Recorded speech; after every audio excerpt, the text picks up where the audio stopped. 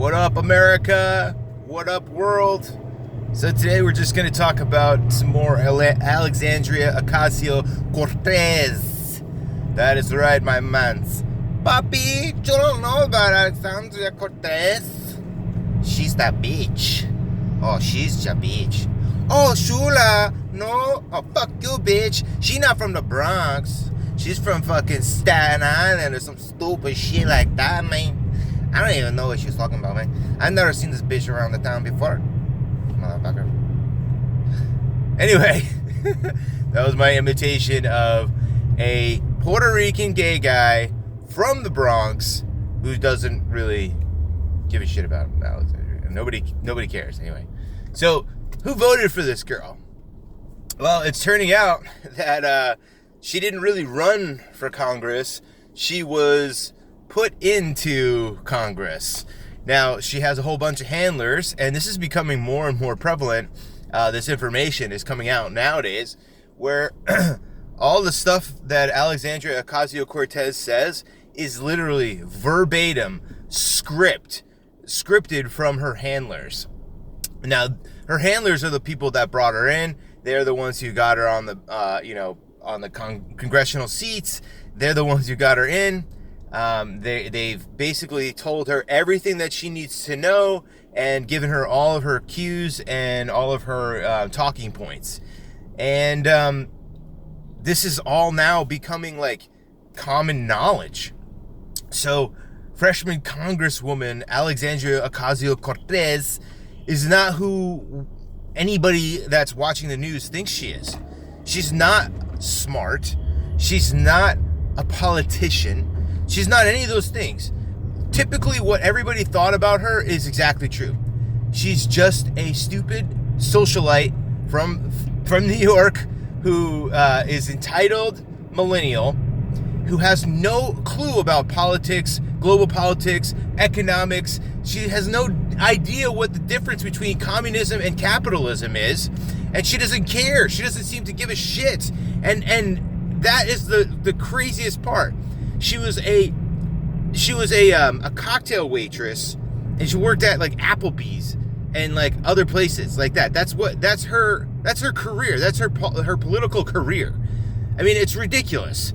She actually had the gall to say that, a year ago, when I was working at a cocktail bar, I went around and I asked all my guests, do you pay for health insurance or whatever? Like, do you have health insurance? No, she didn't. There's no fucking way she did any of that. This is how her day at work went. Whenever she would go to work, she would get in her most voluptuous shirt, and she would put on the best makeup she could configure or whatever, and then she would walk around, prance around, and she would get real close to the guys. She would come up to the table, put her hand on top of the guy's hand while they're ordering, and she would boost up that order. That's how she would do it. That's exactly how every other 20-something cocktail girl does it. That's how you make your money. Because look, as a cocktail, there's a bar right there. And if you really want quick service, you just go right to the bar. The only reason you don't go to the bar is because there's going to be a cute girl that comes and brings your drinks for you.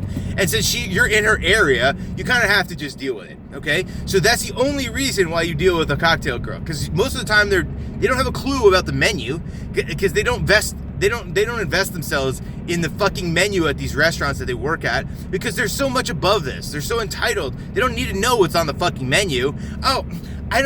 Look, I'm just a cocktail girl. I just work in the cocktail area, so like mostly people just drink there, and if they want food, I'll just have like the bartender come over and like sell them on the food, because I'm basically useless except for the fact that I look good. That's how most cocktail girls are. Now, I'm not saying all of them are like this, and I've worked in the restaurant business for damn near 16 years, and I've been a restaurant manager at 2 different restaurants. I've hired and fired these girls before. Believe me, I know what I'm talking about. Every restaurant is the same. Literally, every restaurant is the same. So we're talking about a ditzy girl who makes her tips by being very suggestive to the men who sit in her area. That's what a cocktail girl does. That's their whole point. The whole point is that you get a whole bunch of guys that are by them, they're not with their wives or whatever, and they're just coming out to look at some cute girls at a restaurant, right? And talk the shit and shoot the shit and all this other stuff and have some friendly banter with a sexy girl. That's what a cocktail girl is. That's why you don't see cocktail boys unless you're at a gay club or something like that. So this is exactly what she was selling herself. She was using her sexuality to make money for all this time. Now she's a moral politician. All of a sudden, this is fucking ridiculous, guys. Seriously, she's a retarded ditz. And I have no problem saying that. She's retarded herself because instead of learning more things that are important, instead of actually becoming smart, she wasted her time being a floozy and being a socialite and not giving a shit about her own stuff. She's not giving a shit about her education or any of that stuff. That's what most cocktail girls do. They just don't care. They're out to make a lot of money until they can find a hot guy that makes a lot of money and then just welch off of him. That's how the girls do it. That's how most good-looking girls do it. I'm sorry if that's a stereotype. I really don't care. It's just the way it is. Hey, more power to you. If you're a good-looking person and you can get into a relationship and that person that you get into a relationship makes a lot of money and doesn't need you to work, why do it? If you don't have to, there's no point. Live your life, but that's not the issue here. The issue is that this girl is having some serious policy. She's going to have some serious impact on American policy to the point where people look. She literally was the main reason why the Amazon deal dissolved. Okay, she forcefully dissolved the Amazon deal in New York City. In New York, okay, so that was like $28 billion of taxable revenue that they were going to be getting just in salary revenues and taxable stuff like that.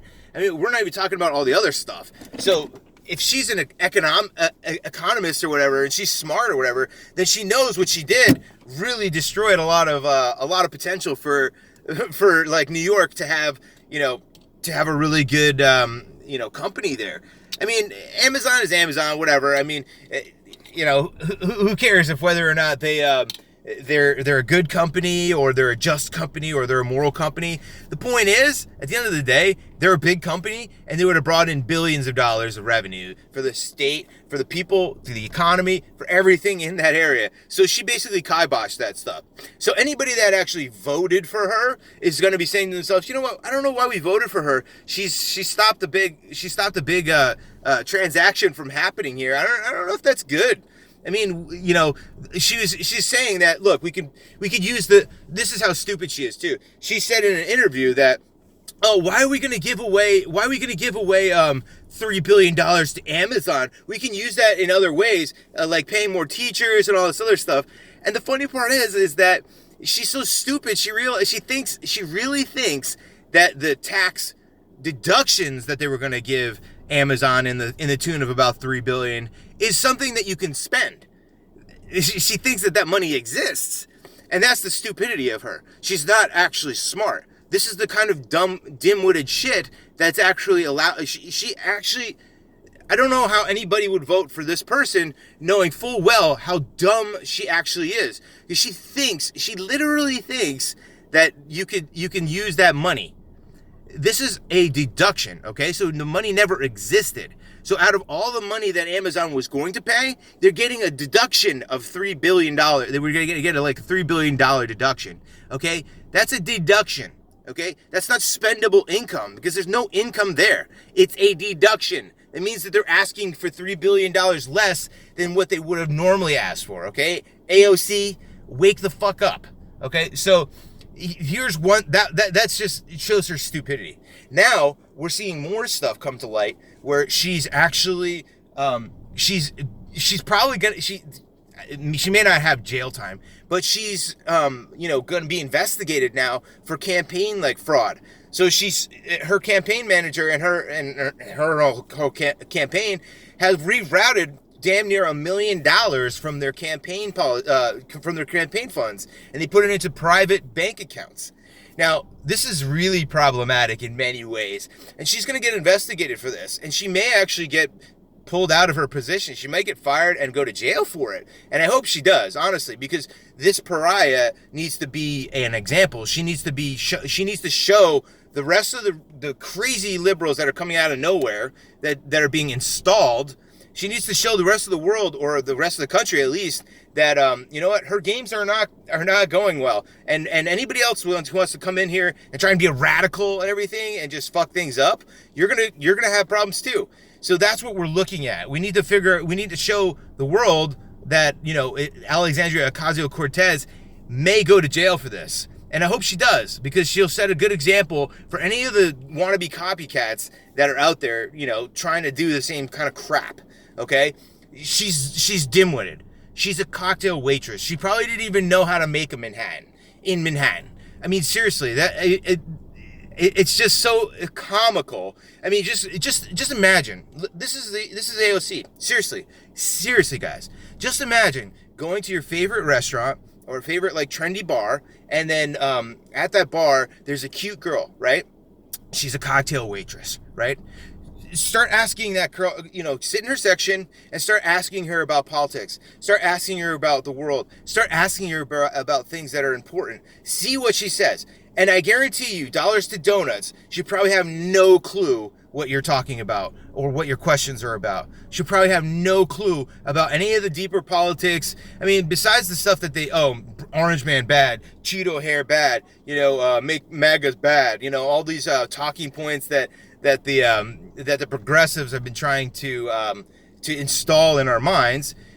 Besides all those stupid talking points, ask it seriously. You'll get the results that you're expecting. Now, whatever interaction you have with this girl or this cocktail person, now just think about that person as being Alexandria Ocasio Cortez, and that's what you have, and then put that person in Congress who has the ability to sculpt our laws and our you know, the American way of life. Now you're starting to talk crazy. Now you're starting to get to the point where people are not going to be happy about this. All right. It's fun when, you know, you got a cute girl at a cocktail, you know, bar. That's fun because she's not changing policy. She's not changing the world. But when you start putting that same person in Congress with the ability to change part of the world, now we're having a different conversation. And this is the conversation that needs to be had right now. This is what people need to realize most importantly. Who cares if she's a girl? Who cares if she's Puerto Rican or a minority or from the Bronx or from Saskatchewan or from Mineola? Who the fuck cares where she's from? The point is that she's not ready for this position, and she's just a hot mess. She's just a hot ego mess. And that's basically it. She's an entitled millennial who doesn't have a clue about anything that's important. And she's not going to have the ability to change and sculpt our laws and our way of life in America. That's just not going to be allowed to happen. So these kinds of conversations are out. So I want to hear what you guys think. If you want, comments down below. Anyway, I'll talk to you soon. Please like, share, subscribe, and all that other cool stuff. Or the best one is bang that bell, guys. I'll see you soon.